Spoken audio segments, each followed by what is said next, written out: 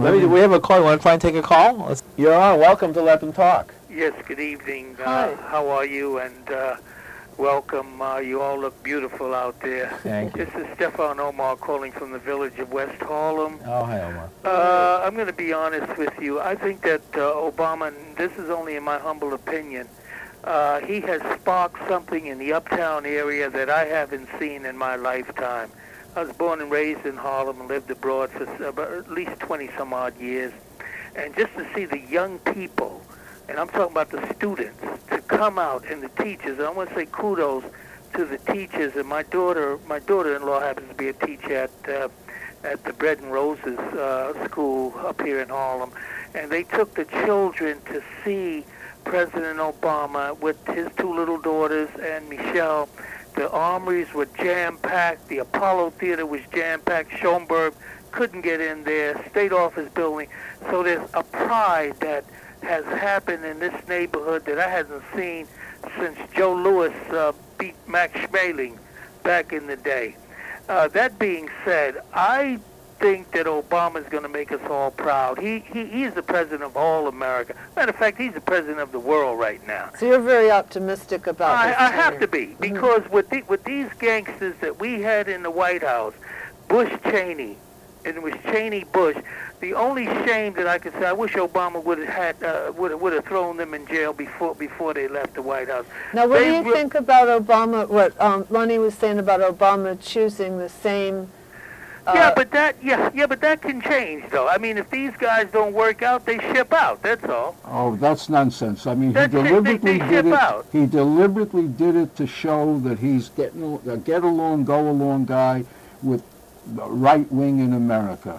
He's busy fighting. He's ready to go off, continue the fight in Iraq, start a bigger fight in Afghanistan, and of course, he kept quiet while the Israeli government was using a videotape of him justifying the bombing of Gaza. I don't know if you know this, but I didn't. All right, what happened was in July he went to Sderot, one of these towns in Israel was being rocketed by Hamas, and he got up and he said, "Look, if somebody was bombing the house where my kids lived, I do something about it, and I expect the Israeli government to do something about it." Now that's what he said in July. I think that he's going to. Excuse me. We'll let you. Well, go ahead. Finish your point.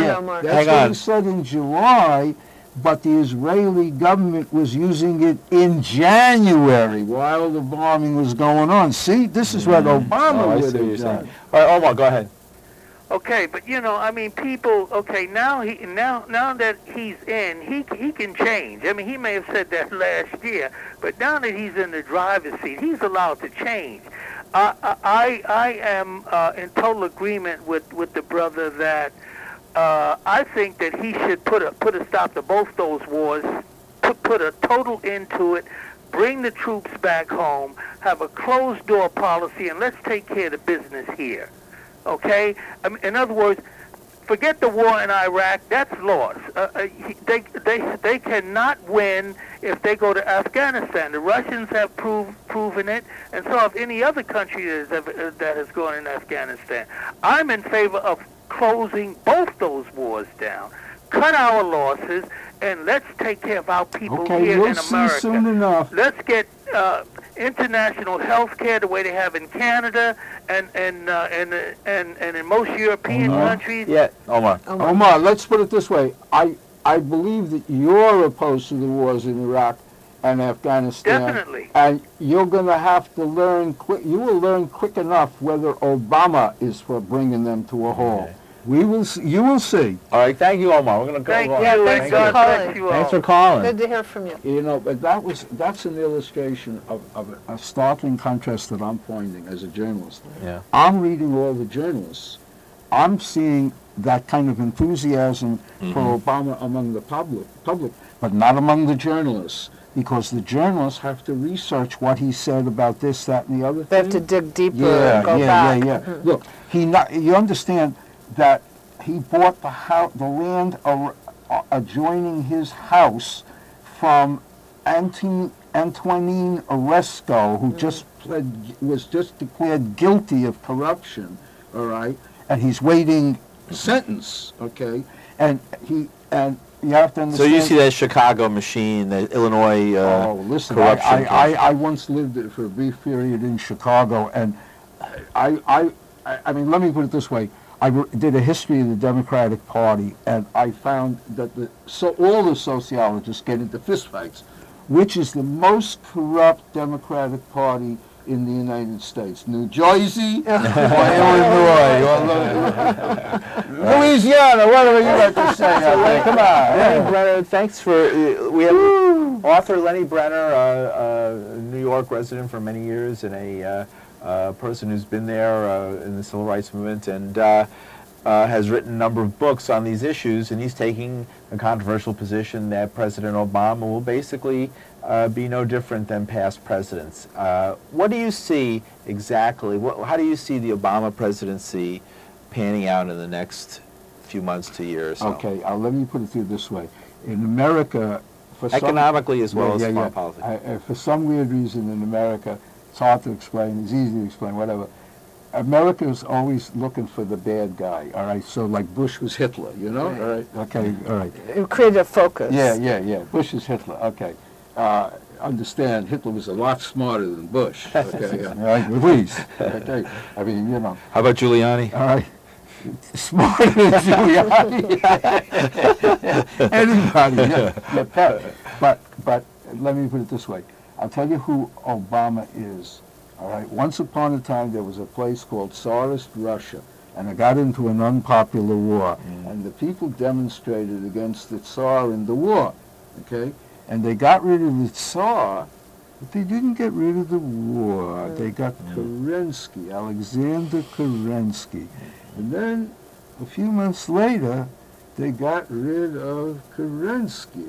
Okay, and there's a fellow named Lenni, or Nikolai, you know, all right? Now, an analogy is just an analogy, it's just an identity, but Obama is our Kerensky. In other words, he rode the wave of unpopularity of Bush's war into power, all right? And now, like the fellow who spoke just on the show, the people want an end to the war, but Obama don't. Oh, I know something I wanted to ask you, Lenni. What about Guantanamo Bay? The key thing about Guantanamo Bay that nobody is talking about is that the United States has no right to be in Guantanamo Bay. From the beginning. That was a treaty signed in the bad old days of Roosevelt imperialism, when the United States ruled the Philippines and the Canal Zone. And all I didn't actually know how we ended up at Guantanamo. That's what it is. It's a lease in which we leave when it's for 99 years, and the Cubans cannot tell us to leave. Now, we have bases in Britain. Britain can say, you're out of here tomorrow morning, and you're out of here. You know, that's it. Diego Garcia. Yeah. But this is let's put it this way. Guantanamo is our Gibraltar. You know, if you think about guarding the passage, guarding the straits. You know. Yeah, but what's it guarding anymore? I mean, what is Gibraltar guarding against who? Nothing. Now it's an ad for insurance company. Except that it shows you that Britain is still a capitalist, imperialist power in the generic sense of the word, right? Well, Guantanamo is living proof, certified proof that America is still no more colonies, but it's got Guantanamo, so it's still And what was going on at Guantanamo Bay before they brought the inmates there? Nothing, just marching around. It was an offense against God and man that it was there, but until 9/11, all right? But what I find scandalous is we have 20 seconds left, Lenni Brenner. It's time to get out of Guantanamo, all right? And if Obama doesn't get out, he is a colonialist. First black pharaoh. Oh, dear. All right, there you go. First black, Lenni, it's great to have you. Black Moses to Black Pharaoh. We'll see you next week.